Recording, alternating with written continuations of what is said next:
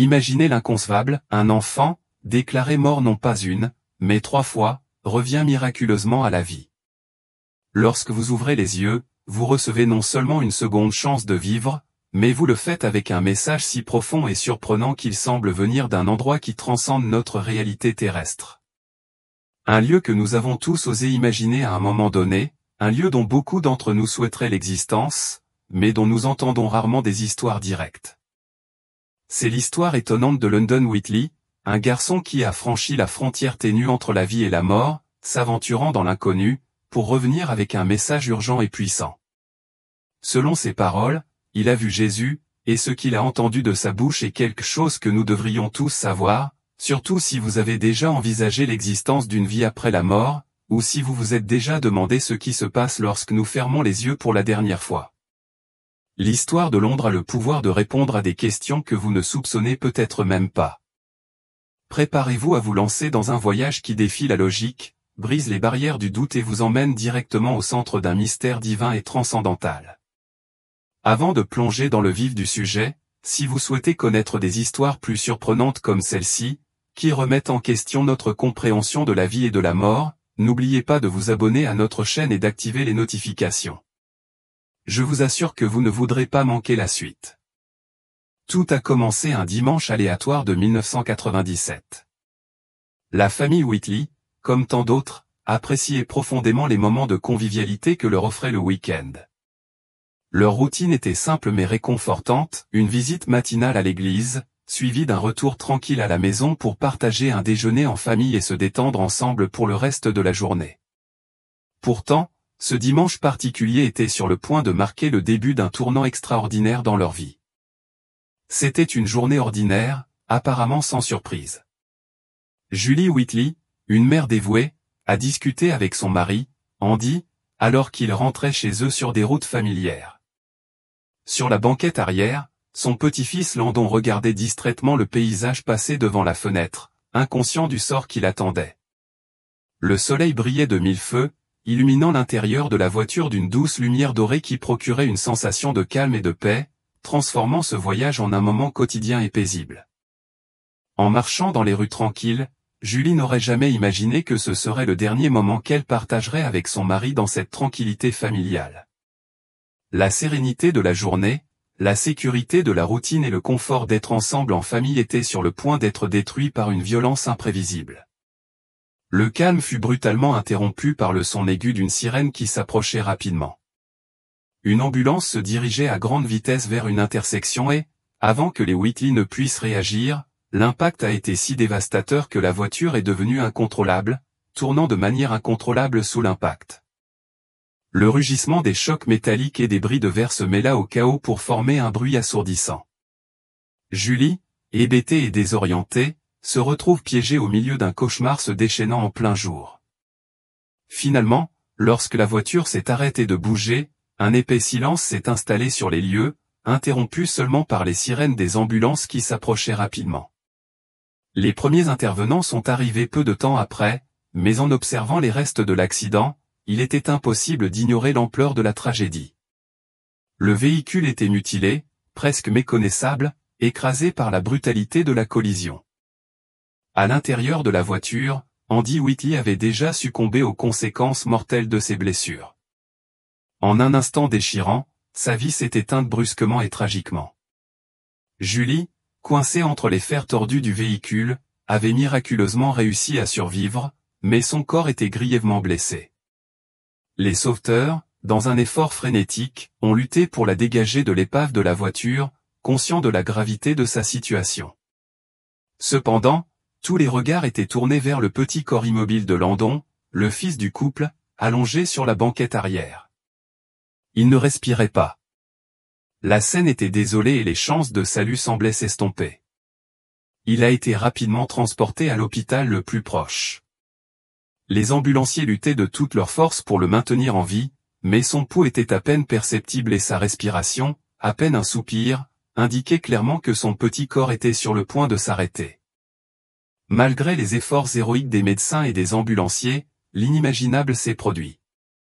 Landon a été déclaré cliniquement mort. L'équipe médicale, épuisée mais déterminée, a fait tout ce qu'elle pouvait, repoussant les limites de ses connaissances et de ses compétences, mais sans réponse. Il semblait que le temps de Landon dans ce monde avait pris fin avant même qu'il puisse commencer à vivre pleinement. Pendant ce temps, Yuli, toujours aux prises avec les conséquences de ses propres blessures, a reçu la nouvelle déchirante, son mari était décédé dans l'accident. La nouvelle la frappa avec une violence indescriptible, comme un coup sûr au cœur.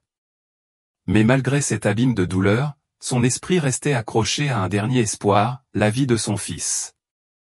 Même si les médecins l'avaient prévenu de la gravité de la situation et lui avaient dit de se préparer au pire, Julie s'accrochait désespérément à la possibilité d'un miracle. Pendant ce temps, dans la salle d'opération, les médecins continuaient de se battre pour la vie de Landon.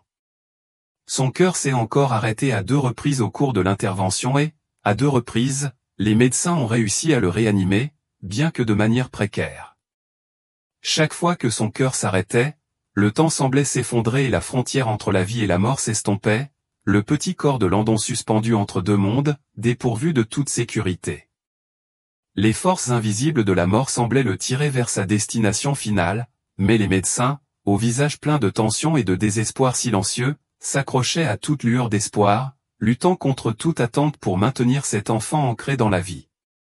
Chaque battement qui revenait au cœur de Landon était comme une victoire momentanée contre les ténèbres, mais l'équipe savait que la fin était incertaine, et la bataille pour son âme se poursuivait à chaque minute qui passait. Julie, plongée dans un océan de douleur, de prière et de désespoir, ne cessait de crier. Ses prières n'étaient pas de simples paroles de réconfort, mais des cris profonds et angoissés venant du plus profond de son être. Dans ces moments de vulnérabilité totale, il avait l'impression que sa foi était mise à l'épreuve d'une manière qu'il n'avait jamais connue auparavant. Elle avait déjà perdu son mari, et maintenant elle semblait sur le point de perdre son fils unique. Dans ses murmures, elle suppliait de tout son être, « S'il te plaît, mon Dieu, ne me l'enlève pas. Pas à lui. » Chaque mot était un acte de foi en lequel il avait confiance, un cri dans le vide, cherchant des réponses au milieu de la tempête. Pour les médecins, la situation était aussi grave que pénible. Ils savaient que les chances de survie de Landon étaient minces. Dans le meilleur des cas, s'il parvenait à survivre, les conséquences pourraient être irréparables. Comment un enfant peut-il être déclaré mort 3 fois sans conséquences dévastatrices? Les chances qu'il s'en sorte sans subir de graves lésions cérébrales ou une perte de capacité étaient minces, voire nulles. Les médecins ont préparé Yuli à ce qui semblait inévitable, craignant que même si son fils se réveillait, il ne serait plus le même. Le garçon qu'elle avait connu pourrait disparaître, remplacé par une version incomplète de lui-même, marquée par les dommages physiques et psychologiques du traumatisme. Cependant, malgré les avertissements, Yuli a refusé d'abandonner. Au fond, il croyait que l'esprit de son fils était plus fort que son corps fragile, et il s'accrochait à l'espoir que lorsque Landon se réveillerait, il ne serait pas l'ombre de lui-même, mais le garçon qu'il avait toujours été. Les jours se sont transformés en semaines alors que Landon gisait dans le coma, déconnecté du monde qui l'entourait, immergé dans un calme absolu. Son corps était soutenu par des machines qui, telles des gardiennes de son existence, entretenaient la vie en lui grâce à des fils invisibles. Yuli restait fidèle à sa veillée, assise près de son lit, espérant que son contact, son amour indéfectible, pourrait le tirer du gouffre qu'il avait capturé. Les heures passaient lentement, chaque seconde était une éternité. Les médecins, bien qu'attentifs et vigilants, ne pouvaient cacher l'incertitude qui se lisait sur leur visage. Ils avaient vu trop de cas comme celui-ci pour être optimistes, et la plupart de ces cas se sont terminés par une tragédie. Cependant, l'histoire de Landon n'était pas comme les autres. Là, dans son profond coma, entouré des bips monotones des machines, son corps restait une fragile promesse de vie, un faible battement de cœur d'espoir au milieu du doute le plus profond. Tandis que les médecins continuaient à se concentrer sur leur travail, l'âme de Landon ne s'est pas reposée.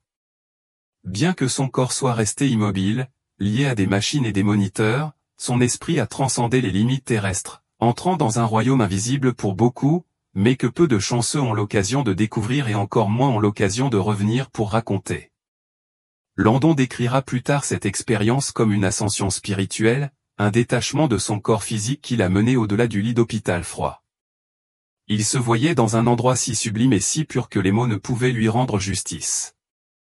C'était comme un champ de lumière intense et de paix infinie, un environnement si serein et éthéré qu'il semblait être un rêve, mais le rêve d'une réalité incassable. Dans ce domaine, chacun de ses sens semblait s'intensifier. Les couleurs étaient plus vives que n'importe quelle tonalité terrestre. Les sons formaient une mélodie parfaite et une paix indescriptible l'enveloppait comme un manteau chaud. Même s'il lui était difficile de trouver les mots pour décrire tout ce qu'il avait vécu, il y avait quelque chose de clair dans son cœur, il était entré au paradis. Il se souvenait clairement des sentiers dorés qui s'étendaient devant lui, brillant d'une luminosité qui semblait émaner de l'intérieur. L'air semblait non seulement frais, mais illuminé, comme si tout autour de lui était tissé de lumière, et cette lumière ne provenait pas d'un soleil visible, mais de l'essence même du lieu.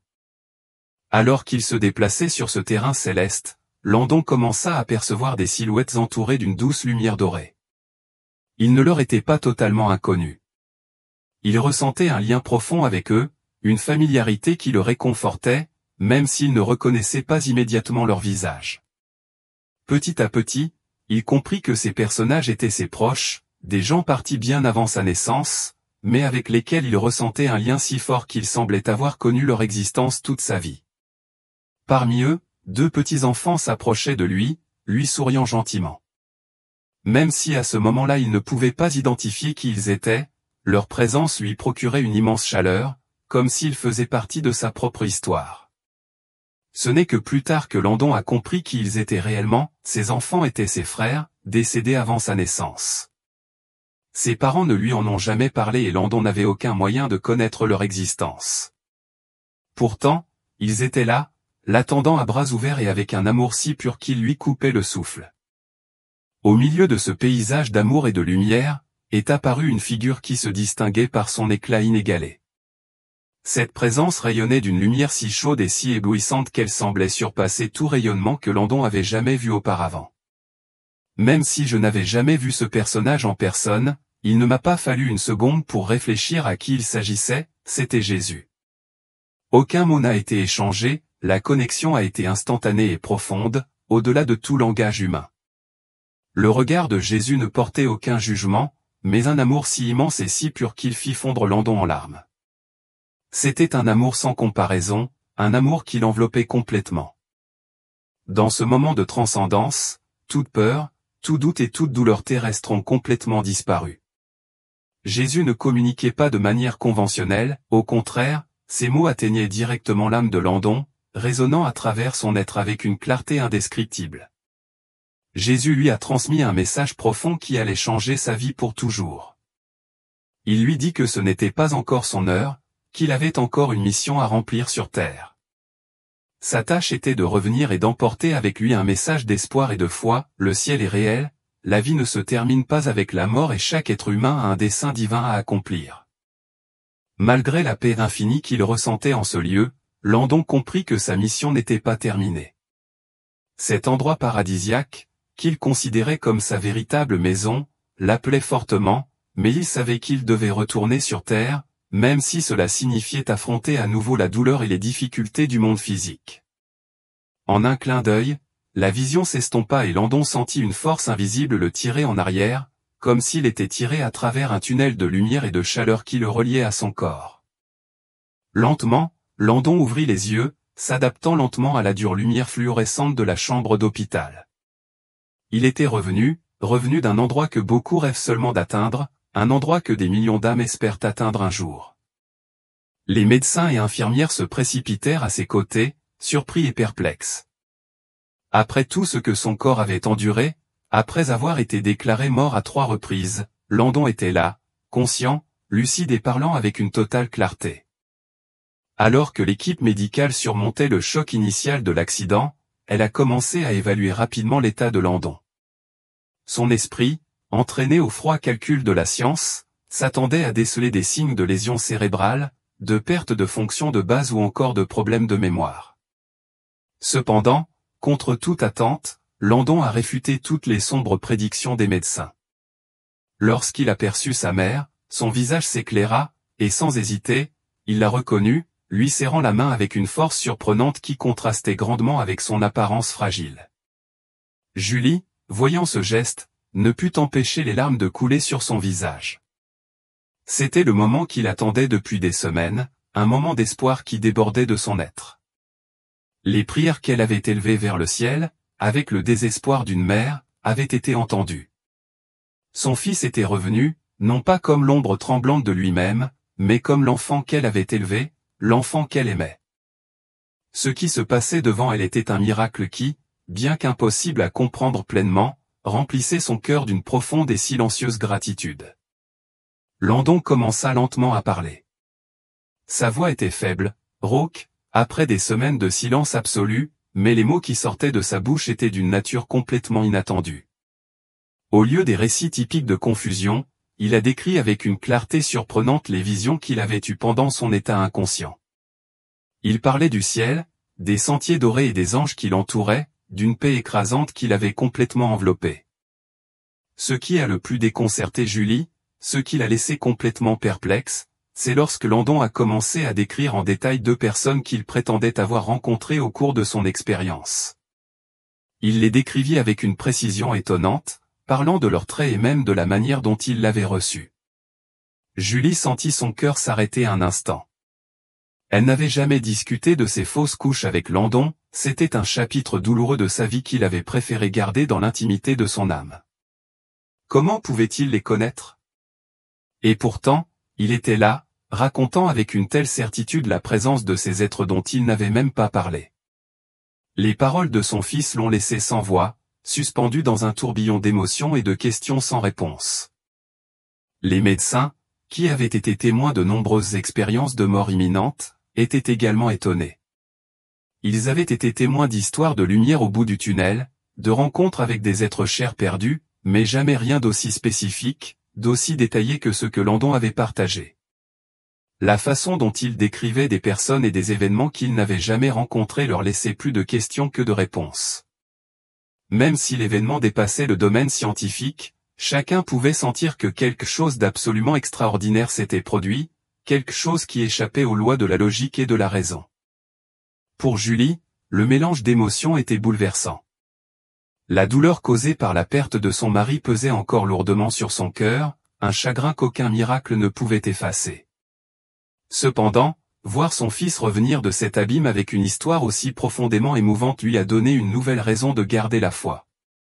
La science ne pouvait pas expliquer ce qui s'était passé, mais le message de Landon, les mots qu'il avait apportés avec lui, ont donné à sa vie une étincelle d'espoir renouvelée. Dans les semaines qui ont suivi, le rétablissement de Landon a défié toutes les attentes médicales. La rapidité avec laquelle son corps guérissait était étonnante, bien plus rapide que ce que les médecins avaient prévu, et son esprit, intact et clair, continuait à afficher l'acuité qu'il avait toujours eue. Alors même que son corps guérissait des blessures les plus graves, il a commencé à partager son expérience avec tous ceux qui se sont approchés. Ce furent d'abord sa famille, puis les médecins, et petit à petit, des amis, des connaissances et même des inconnus vinrent écouter son histoire. Il y avait quelque chose dans la façon dont il racontait l'histoire, une conviction sereine et une maturité inhabituelle pour un enfant de son âge, qui rendait tout le monde captif de son histoire.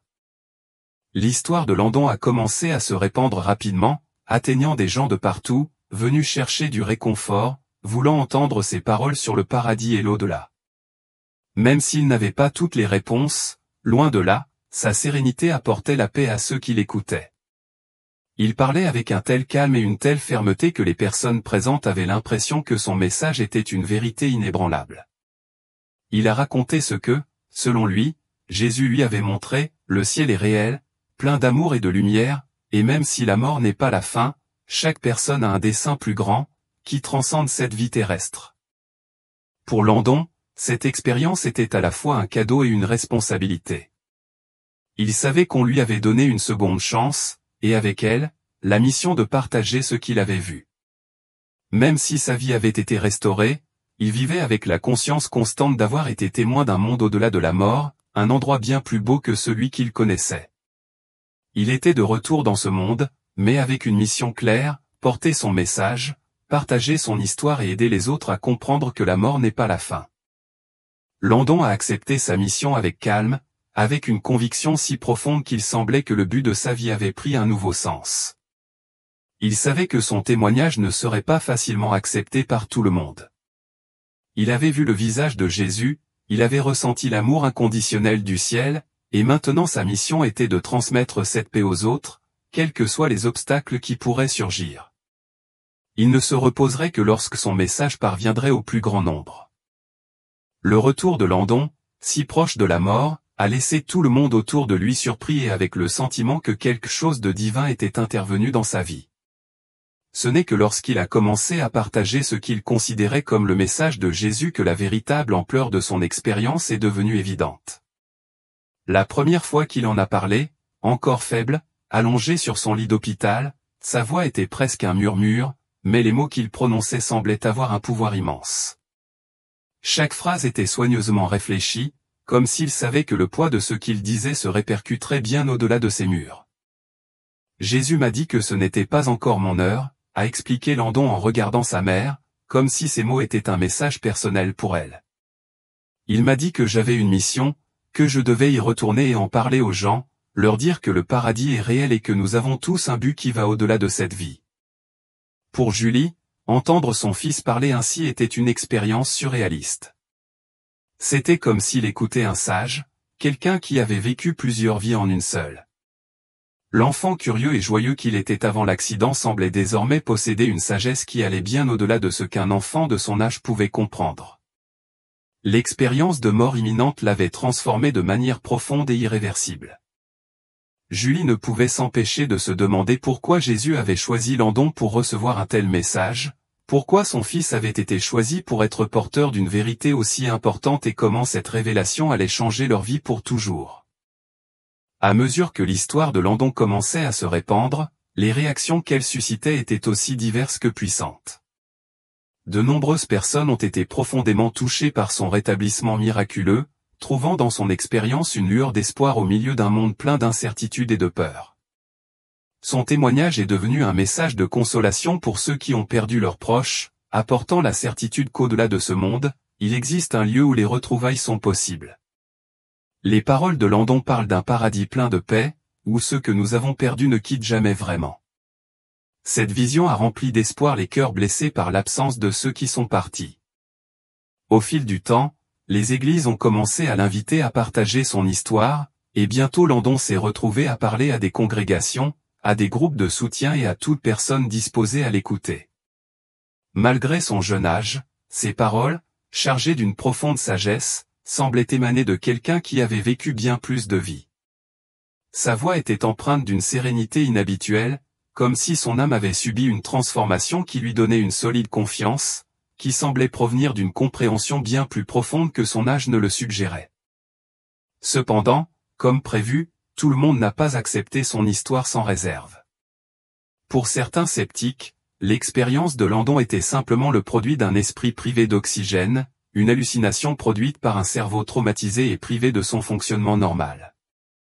Ils ont souligné que les visions de tunnels de lumière et de figures angéliques n'étaient que des manifestations chimiques provoquées par le cerveau face à une crise extrême. Pour eux, ces chemins dorés et ces figures célestes n'étaient rien d'autre que l'imagination débordante d'un enfant essayant de donner un sens à un événement déchirant.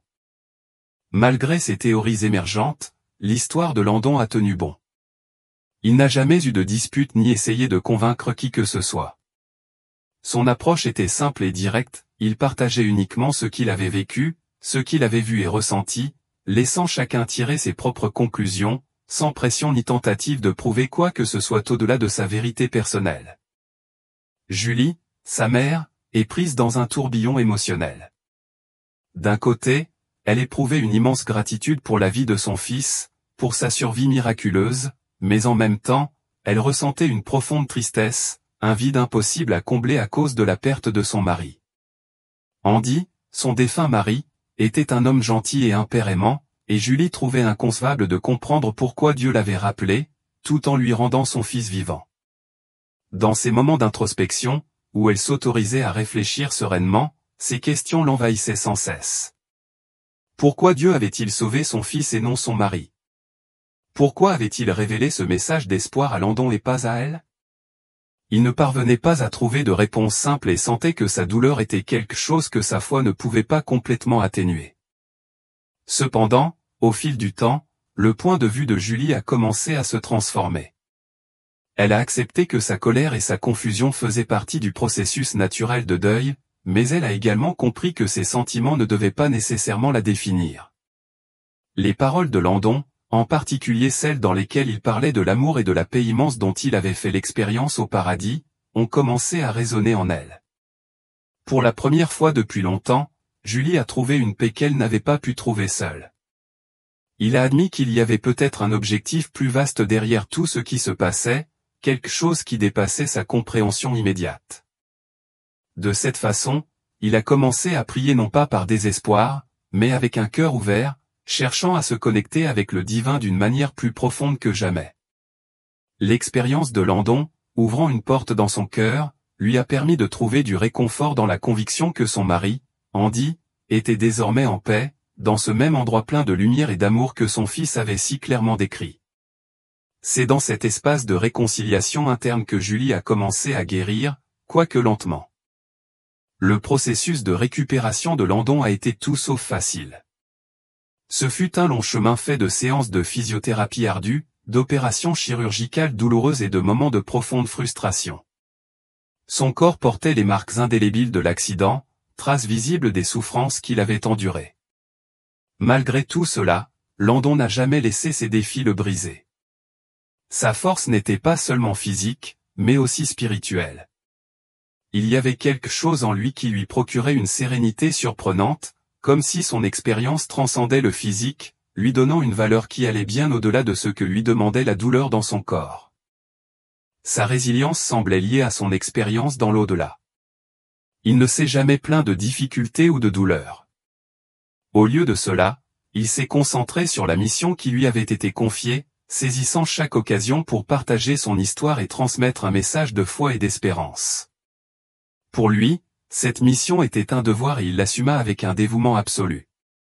Au fil des années, Landon a continué à partager publiquement son témoignage, apportant son message d'espoir à un public toujours plus large.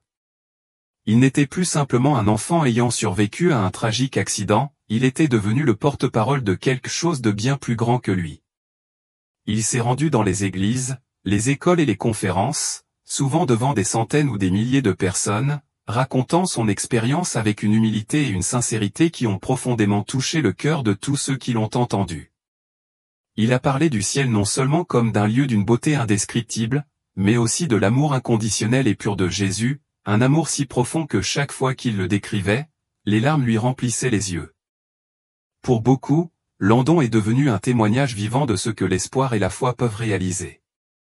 Son histoire a réconforté ceux qui avaient perdu des êtres chers, car ils ont entendu dans ses paroles la promesse que leur défunt était en paix, dans ce même lieu de lumière qu'il avait visité. Même les sceptiques ont été touchés par la sincérité de son histoire, commençant à remettre en question leurs propres doutes et révélant une ouverture vers l'inexplicable. L'impact de son témoignage était indéniable. Il avait la capacité d'établir un lien si profond avec les gens qu'il transcendait les différences de croyances et de pensée. Cela touchait à un désir universel de savoir qu'il existe quelque chose au-delà des difficultés et des souffrances auxquelles nous sommes confrontés quotidiennement.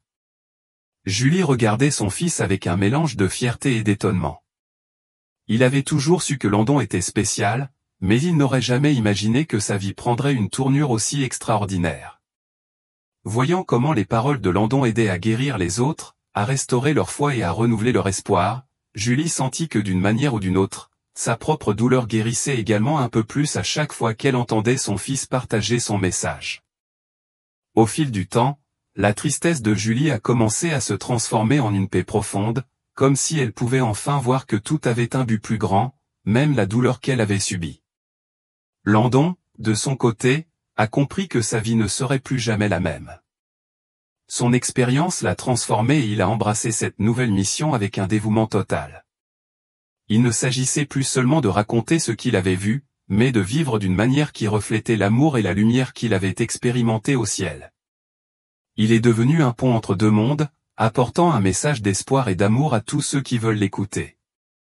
En fin de compte, L'histoire de Landon n'était pas seulement celle d'un garçon revenu d'entre les morts. C'était un message intemporel, un rappel que nos vies font partie de quelque chose de beaucoup plus vaste, qu'il existe un dessein divin au-delà de ce que nous pouvons comprendre. Pour ceux qui ont reçu ces paroles à cœur ouvert, son message a transformé leur façon de comprendre la vie, la mort et tout le reste.